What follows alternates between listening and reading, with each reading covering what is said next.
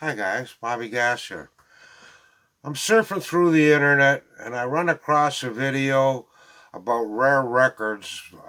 Noble Records was did a video a day or two ago about rare records. And I'm watching this video. I was doing nothing and I was just watching. I've watched a few of his videos already, right? And he's got quite the collection, right? He sells records. Some of you guys wear his T-shirt, as a matter of fact. Anyhow, I'm watching it, and none of my records are categorized or alphabetized, right? So I wasn't going to go over there and to my record collection start pulling records to see if I had this or that. I was just going to watch.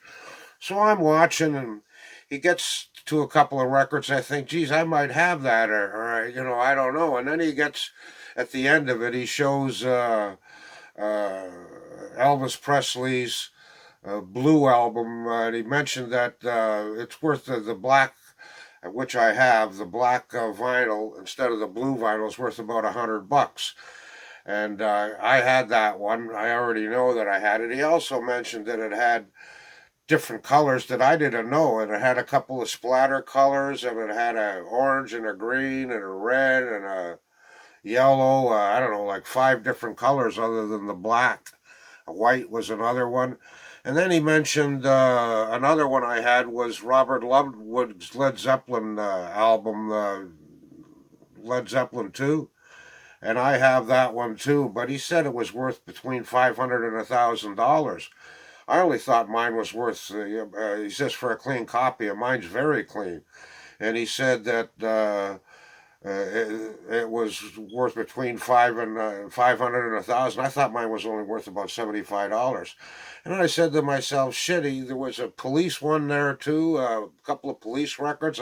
I didn't bother looking for mine because, like I said, I don't categorize. I'd have to, to go through all my records to find them, and that's work. And I'm retired. I don't work no more. And I was thinking to myself, geez, I think I'll go back and look, right? At some other stuff there, because one of them was Dylan,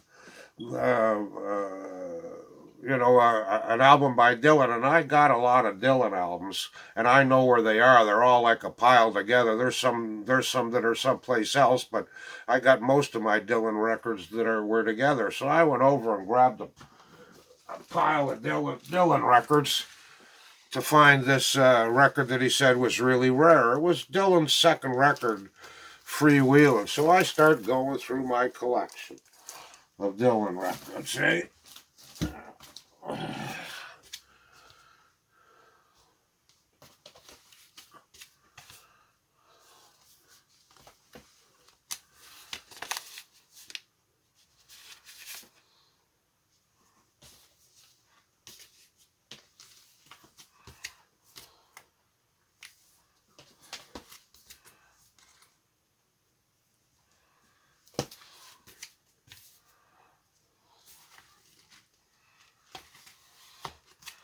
Oh, why do I have two of these?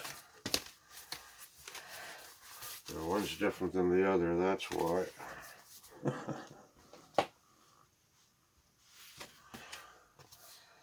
Good old Nashville Skyline.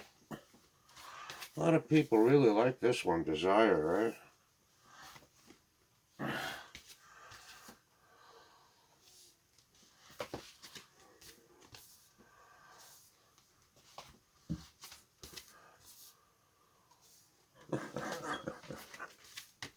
I like Dylan.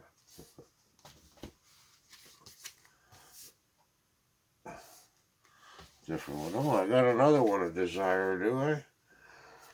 There's some reason I got two of them.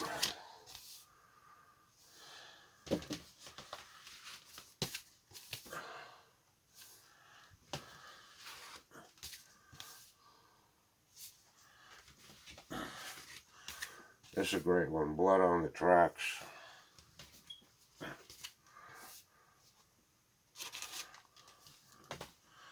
And then finally,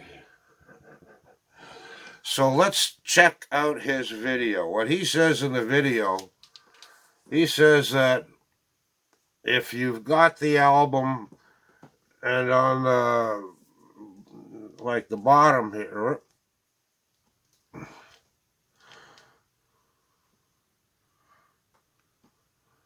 like the song titles on the bottom here are different than the one everybody else has got. And the one he mentioned was let me die in my footsteps. I'll put a Earl to his video so you other guys can check it out, right? But I'll show you the part of his video right now that got me freaked out checking this thing out, right? He was saying it's like 10 grand, but this thing here is still in its original shrink. And it's got an Eaton sticker on it for $3.95, and that's about what records cost down on Yonge Street, because that's where the Eaton's was in '63, and that's about what they cost in '63. Anyhow, we'll show you Noble Records video here that got me interested, trying to find out whether I got a $10,000 record or not. Here you go, guys. Oh, I gotta push this button up here. Next one on the list, this is one I've always looked for and I've never seen, and that is the Freewheelin' Bob Dylan. This is a regular pressing, nothing special about this, but it's a regular, original press of it. But when it was originally, the first striking of this record had 4 extra songs on it. Now, how you can tell the difference is the track listing down here by Bob Dylan's feet. This one is a normal one, so it has all the ones on it that are supposed to be on it. But if you find one of the first pressing, they had 4 songs on there. Nobody knows why they yanked it and they took them off. But they yanked it and they took those off and they added some more. So some people think, there's a theory that they had more recently recorded a couple songs that they really thought should have been on the record. The 2 big ones are Masters of War and Girl from North Country. Those are the 2 ones that they replaced and they put those on, and those are great cuts, and I'm glad they did. But the 4 that they took off were Rocks and Gravel, Let Me Die in My Footsteps, Gamblin' Willie's Dead Man's Hand, and Talkin' John Birch Blues. Now those will be in the track listing down here. So I always just remember in my head, Let Me Die in My Footsteps. I have a bootleg that's called Let Me Die in My Footsteps. So I remember that, and if I see Let Me Die in My Footsteps down here, I grab it so fast. But I haven't found one yet. So keep me in mind when you find one, because I'd love to have one. But those are big money.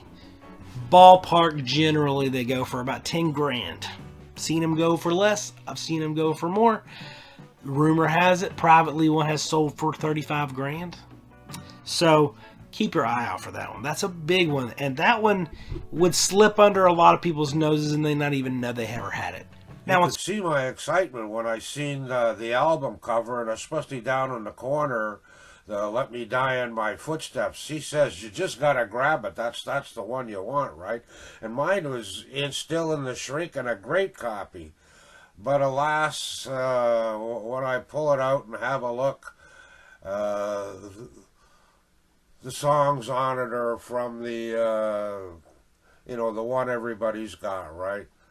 Let Me Die in My Footsteps ain't there on the label. I haven't played it yet. I don't imagine they would have put a label on it and then play a different song. I'm just too disappointed to play it right now.